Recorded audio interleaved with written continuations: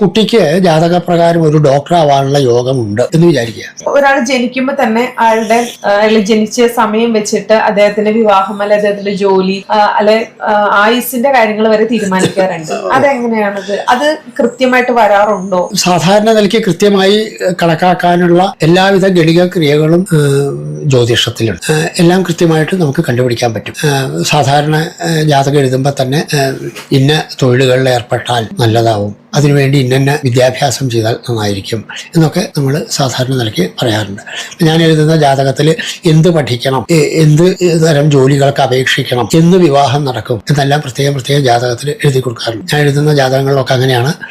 അങ്ങനെ പിന്നെ എല്ലാ ജാതകങ്ങളും അങ്ങനെയാണ് എഴുതാറ്. 10ാം ക്ലാസ് കഴിഞ്ഞു, +2 വന്നു, +1 വന്നു, +2 ആ സമയത്താണ് നമ്മുടെ ഒരു വിദ്യാഭ്യാസത്തിന്റെ തിരിവ് വരുന്ന സമയമാണ്.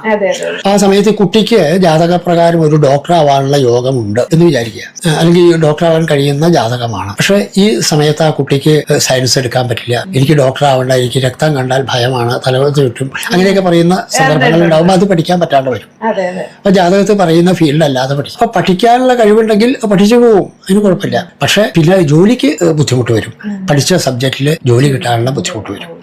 അപ്പൊ അത് വിശ്വസിച്ച് നമ്മൾ ആ ഒരു രീതിയിലേക്ക് എത്ര കഷ്ടപ്പെട്ടാലും. അപ്പൊ അതുകൊണ്ട് എന്റെ ഒരു അഭിപ്രായത്തിൽ എങ്ങനെയാണെന്ന് വെച്ചാൽ, ഒരു 7ാം ക്ലാസ് സമയത്തൊക്കെ കുട്ടിയുടെ ജാതകം നോക്കി ഈ കുട്ടിക്ക് ഏത് ഫീൽഡിലാണോ ശോഭിക്കാൻ പറ്റുക എന്നുള്ളത് നോക്കിയിട്ട് 8, 9, 10 ക്ലാസ്സുകളിൽ അതിന് വേണ്ട സബ്ജക്റ്റിന് കൂടുതൽ കോൺസെൻട്രേഷൻ കൊടുത്ത് ട്യൂഷൻ കൊടുത്ത് നല്ലോണം പഠിപ്പിച്ചാൽ ആ കുട്ടി ആ ഫീൽഡിലേക്ക് പോയിക്കോളും. ആ 8ാം ക്ലാസ് മുതലേ ആ കുട്ടി ഞാൻ എഞ്ചിനീയറാണ്, അല്ലെങ്കിൽ ഞാൻ ഡോക്ടറാണ്, അല്ലെങ്കിൽ എനിക്ക് പൈലറ്റാണ് ആവാനാണ് എൻ്റെ യോഗം. അപ്പം അതിന് മനസ്സോടുകൂടി പ്രിപ്പയർ ചെയ്യുകയും ചെയ്യും. ഒപ്പം അതിനുവേണ്ട സബ്ജക്റ്റ് പഠിക്കുകയും ചെയ്താൽ മാർക്കോടുകൂടി അങ്ങനെ ആ ഫീൽഡിൽ എത്താൻ പറ്റും.